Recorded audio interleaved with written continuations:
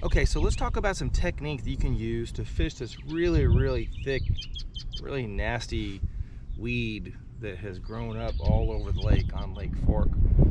You know, to get back inside this stuff, I mean, the fish are back inside here, and to get back in there, you have to either throw something completely weedless, some kind of Texas rig, some kind of Texas rig creature bait, a fluke, a worm, some blizzards, things like that to get really back in there. But it's not enough just to throw it in there and try to not get snagged.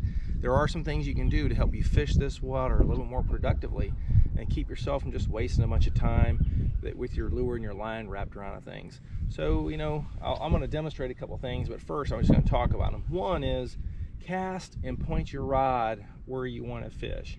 If you're moving sideways down the bank, don't cast straight sideways, because as your boat keeps moving forward, your line's going to get snagged on every single twig that is basically wrapped around as it's coming back to catch up with the front of the boat. Try to cast up ahead of you, pulling the lure straight back towards you, keeping your rod pointed at it. Secondly, I don't, when I'm fishing this stuff, use my rod to pull the lure through this grass. I will point my rod right where I'm going, and I'm going to reel it real slow. But what I'm doing is I'm not getting all the tension built up into the rod so it doesn't sling out of there and then wrap on a twig.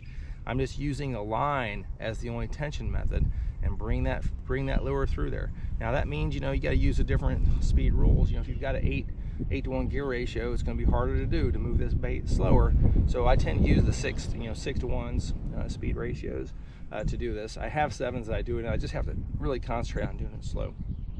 And the other thing is, you know, look, you can always throw a frog back here, but as you're hopping this frog, this grass is so much above the water that the frog in the line gets wrapped around it all the time. It's pretty difficult to do unless it gets in the sparse pieces, and that can do that way. So I'm going to demo this a couple times just so you can kind of see what I'm doing. Like, I'm going to cast the lure straight ahead of me. I'm going to pretty much point the rod right at it. And you see, I'm not using a rod to pull the lure through and then reeling back my slack. I'm keeping the rod pointed right at the lure, and I've got my rod tip pointed straight at the lure, so I'm ready to set the hook at any time, and I'm just using the reel to move the lure and hop it through.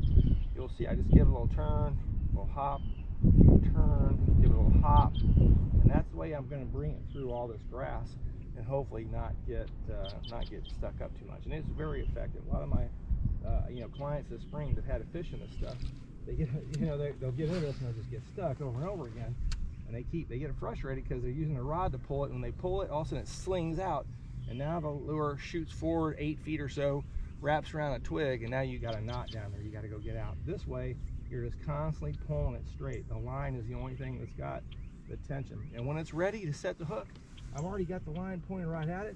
I can get right into a hook set, and I don't have any wasted time at all. So that's just a tip, and try it out. Send me a comment, let me know what you think. From Forward Operating Base, it's Greg Hill with a Quick Fishing Trip.